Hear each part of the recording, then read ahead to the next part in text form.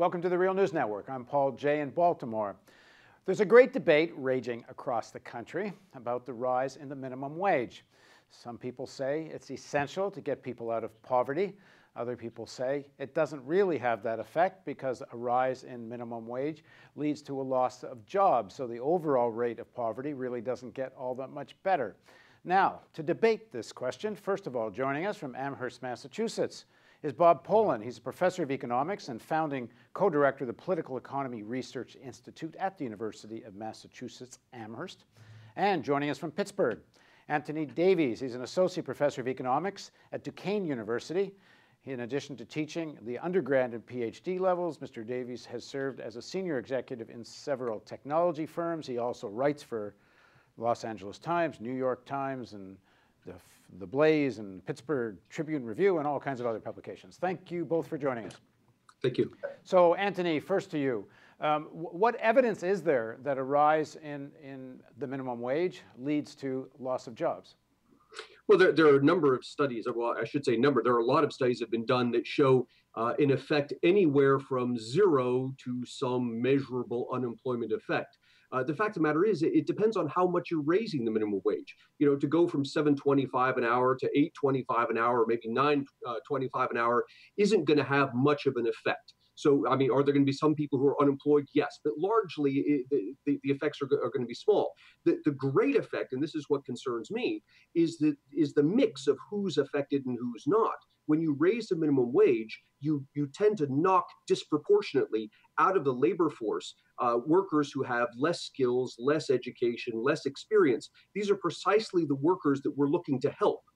So your argument is there may not be a big rise in unemployment or loss of jobs overall, but there is a significant rise in unemployment in the low end of the skill level of the portion of those people affected by this. Am I getting it correctly? Yes, that's correct. Bob, what do you make of that?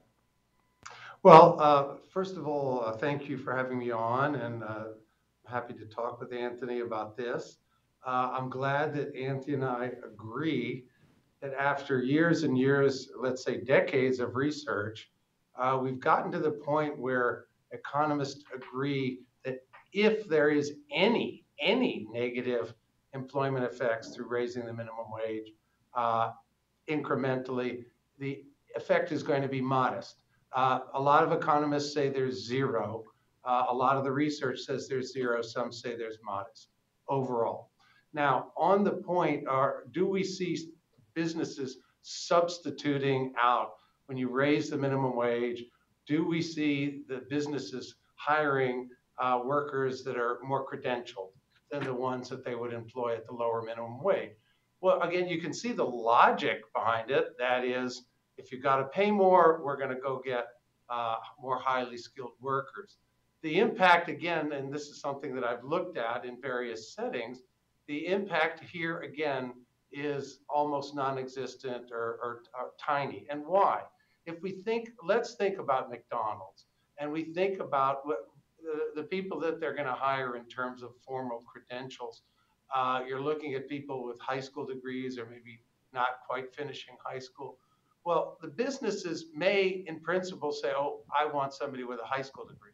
But they also have more information about their workers than just whether or not they have a high school degree. So if they have a good worker, they know that that person is a good worker. They're not going to lay off that person when they're a good worker just because the minimum wage goes up. They're not going to lay off the worker. They're not going to start shedding workers just because they don't have the higher credential.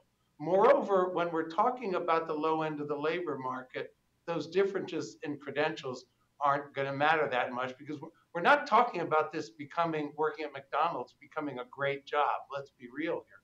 It's still not a good job. So and you're not going to attract people that have high credentials just because you raise the minimum wage incrementally.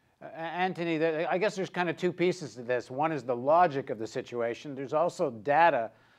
In terms of data, what data do you have that shows that verifies your argument or supports your argument? For a study I did for the Mercatus Center recently at George Mason, I looked at the past 40 years of unemployment data in the United States. and compared the unemployment rate to increases in the minimum wage, controlling for other things like economic activity and so forth. And the interesting thing about this study is I broke the workers down by education. Workers with bachelor's degrees, workers with only high school diplomas, workers without high school diplomas, and then workers without high school diplomas who were young. And what I'm trying to capture there are the less experienced workers. And what you see here is the story is following exactly what intuition would suggest, which is as you increase the minimum wage, there's no effect of unemployment amongst college-educated workers. There's a bit of an effect amongst high school educated workers, a larger effect amongst workers who don't have high school diplomas, and then the largest effect of all amongst workers that don't have high school diplomas and are young. And I think, as Bob points out, it's not a matter of the credential being the determining factor. Rather, in this study, the credential is a proxy for all sorts of things that the employer thinks about when he thinks about labor: skills, work ethic, this sort of thing. These sort of things, not perfectly, but they will be correlated with education. Bob? I haven't read Anthony's study, I confess. We did a survey when the living wage law passed in Boston. We literally interviewed the businesses that were affected by this, and we asked them, did you change your hiring practices as a result of having to pay the living wage? And the living wage was a quite significant jump. It was like 50% jump relative to what the statewide minimum wage was, and they said no. Again, you could say, logically, we could say now, yes, we're going to go look for better workers, but the businesses already know the workers they have, so they know whether they're good workers or not. They know whether they're not going to start laying off people, especially when the business is operating and the workers are performing reasonably. So at that point, the formal credential doesn't matter. And so if there is any effect, it's going to be tiny. The real effects in terms of employment come from other factors. And Anthony himself, again, I haven't read his paper, but he said he's controlling for other factors. That's the crucial point. And the point is that these other factors will dominate, the most important being the macro unemployment rate. After all, in 1968, the minimum wage in the United States in today's dollars was $10.70 or thereabouts. It was the highest minimum wage we ever had. The unemployment rate, the overall unemployment rate in the country was 3.6%. And it's not that the high minimum wage caused low unemployment. It's just that the other factors in the economy, the things that Anthony is controlling for, overwhelm whatever tiny impact might occur through this substitution of workers based on credentials. And Anthony, what evidence do you have that's more than tiny impact? Well, the evidence I'm finding is not a tiny impact. According to the data that I'm looking at and controlling for economic factors, an increase, a 10% increase in the minimum wage is correlating with about a 2% increase in unemployment amongst young workers who don't have high school diplomas. Now, I think Bob makes a good point here that employers know the value of the workers they've already hired. What concerns me a little bit more are the workers they haven't hired.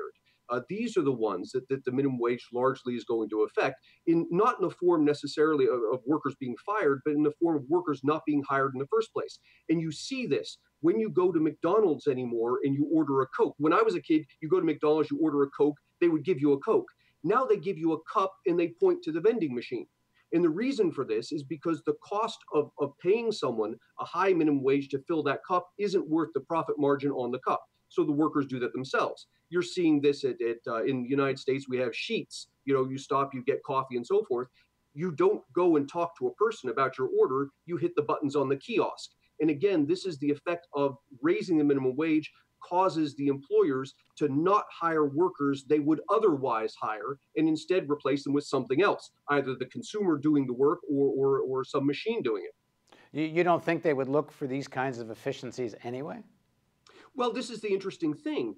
They weren't efficiencies until you raised the minimum wage. So if let's say, for the sake of argument, I can hire someone at $3 an hour, at $3 an hour, it's worth it to hire the person to fill the cup and hand it to the consumer. The machine is not efficient. The machine doesn't become efficient until you tell me I've got to pay this person $7.25.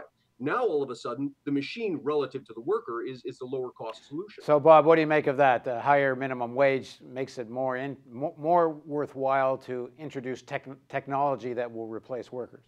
Well, I think that's true, and I think that's good. I mean, do we want people taking jobs at $3 an hour because they're less productive than a machine? I mean, I think over time, productivity is improving in the economy. That's a good thing. The bad thing is when productivity improves in the economy and workers aren't getting the benefits of higher productivity. And as we know, the average wage has been essentially stagnant for 40 years. The minimum wage has gone down in real dollars over the past 40 years, while productivity, on average, labor productivity has essentially doubled. So what we instead need is the minimum wage should go up with productivity. And yeah, there will be fewer workers needed in each and every McDonald's, but the jobs will be decent. And the economy can expand into other areas, and there'll be decent jobs there as well. Anthony, expand on the point you made early on, which has a lot to do with how much the minimum wage is. I mean, at what point do you think the consequences in loss of jobs become too high? In other words, 10-10, some people are saying $15 an hour is a living wage. And what do you make of Bob's point? If it's not a living wage, it's not really a job. As you push the wage higher and higher, depending on how high you push it, you start to risk knocking out of the labor force people who currently have jobs, because the employers just say it's not worth it to keep these people anymore. At the lower levels, which is what I think we're discussing now, the effect is different. What you're doing is preventing people who are just coming up and would otherwise enter the labor force. You're preventing them from going in.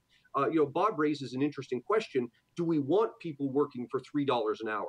And on the one hand, you can think, well, $3 an hour is nothing. I don't want people working for that, until you realize, but wait a minute, what if the alternative is $0 an hour? If the alternative is $0 an hour, certainly $3 an hour is better. Okay, Bob, now, yes, let's Bob respond to that particular point. Isn't 3 better than 0? 3 is better than 0, but 3 is really, really bad. You know that nobody can survive on $3 an hour. People can't survive on $10 an hour hardly. So the point is, the minimum wage is not the determinant of unemployment, which is, in other words, that choice between 0 and 3. We need other policies to move the economy toward full employment. We need the minimum wage to help ensure that when we are at full employment or something like full employment, there are at least minimally decent jobs. The minimum wage can do that. It can do that without causing unemployment. But the getting from the difference between 3 and 0 is not something that the minimum wage policy itself is going to determine. I mean, Anthony, don't you think, yes, if the alternative to 3 is 0, why not make it 2? Why not make it 1? I mean, essentially you're saying if the alternative to a very low wage is starvation, but that people will take the very low wage, but is that the kind of society we want to live in? Yeah, I think what's happening here is we're focusing on the symptom, not the disease. A low wage rate is a symptom of a reality. The reality is that the worker's labor simply isn't worth more than whatever the number is, $3 or $4. That's the symptom. Determined by what? How are you saying it's not worth it? Determined by what consumers are willing to pay for the product that the worker is producing. If the worker's labor isn't worth enough to enable the worker to attain a decent living, the answer is to make the worker's labor more valuable. Simply altering the wage rate doesn't change the underlying reality.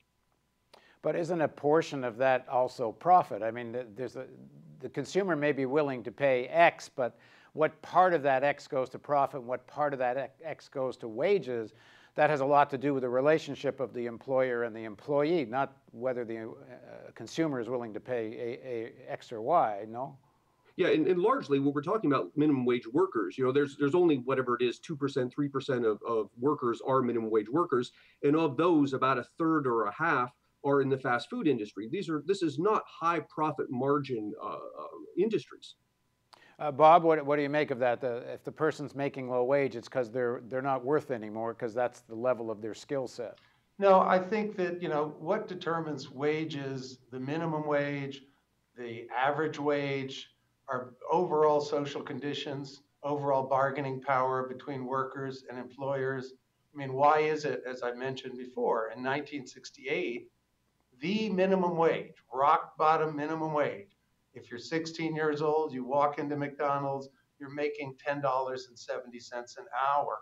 It's not that those people were more skilled in 1968. It was that the social conditions that helped set wage levels was very different. It was a much more worker-friendly environment. Okay, Anthony, respond to that point. What about if that's what a minimum wage was in 1968? How was that worker's skill set or any more value than it is now? It's the wages. It's the ratio of the wages that changed. Yeah, and we can't look at the workers' labor in isolation. The fact is the world is a much different place. Employers at McDonald's have options open to them they didn't have open in 1960. The employer can do things with computers, can have the computers do things that the workers were doing before, have machines do things that workers were doing before that simply were not possible in 1968. Bob? That means that productivity at McDonald's has gone up. Who has benefited from the productivity gains? Well, I mean, normally when we talk about wage bargaining situations, we say workers can get raises as long as productivity goes up. So based on that, the workers at McDonald's should be receiving wage increases in correspondence with productivity at the workplace. The fact is that hasn't happened. The fact is that it used to happen. That's how the minimum wage was at $10.70 way back in 1968. Average productivity has risen by about 150% since then, and the minimum wage is lower. It's the workers' bargaining power has gone down. Employers have a much more aggressive stance relative to what they did in 1968. And that's the determinant of the minimum wage and the average wage. All right, Anthony, what do you make of that argument? It's not about the value of the work as much as it is the relative strength of bargaining. I mean, if tomorrow McDonald's workers got organized into a union and were able to raise their wage with collective bargaining, that wouldn't be because some inherent value of their skill set went up. It was because they had collective bargaining. Yeah, that's correct. And what you want to assure throughout is you have competitive markets.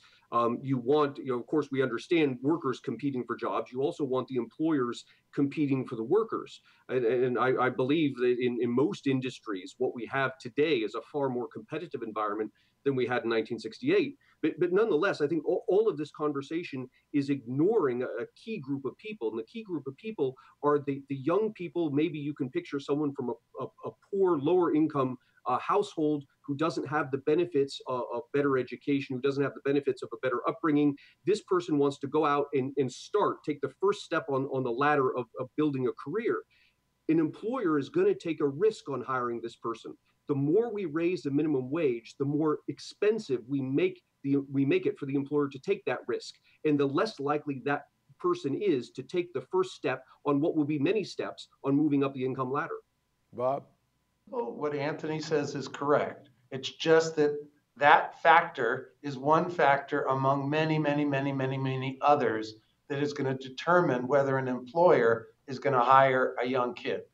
So if the employer has people coming in to McDonald's and she has to hire people, she's going to hire people. And yeah, she wants people that are going to be reliable, and she'll discover who's reliable according to who she hires and the turnover. Now, yes, there will probably be some small difference between people who, say, have high school degrees versus those who don't. But if you're in an expanding economy, when there's a lot of opportunity, people are going to get hired into McDonald's, into Burger King, into a lot of other places. So full employment policy should be recognized here as a major factor and as a complement to an effective minimum wage policy. I mean, it seems to me, Anthony, your logic would lead to that if the rise in minimum wage means that they will hire people at a somewhat more higher educational level, or that would, one, it would still be not a loss of jobs, somewhat a switch from jobs from people that have less education to people with a little more. But then your argument is those people should then raise their level. And that would be inducement to raise their level, to finish a high school degree or something of the sort, which is not that difficult to do. So in the end, it's not really about loss of jobs. It's sort of an impetus, you would say, to have more people graduate high school. Yeah, I think that there are two effects here, and I would agree that for the types of minimum wage increases we're talking about, the lesser effect is a net loss of jobs. The greater effect is this switch out of lower skilled, lower experienced, lower educated workers for higher skilled, higher experienced, higher education workers. And that's what really disturbs me, because we're hurting the very people that we're setting out to help. So thank you both for joining us. My pleasure. Thank you very much, Paul. And thank you for joining us on the Real News Network.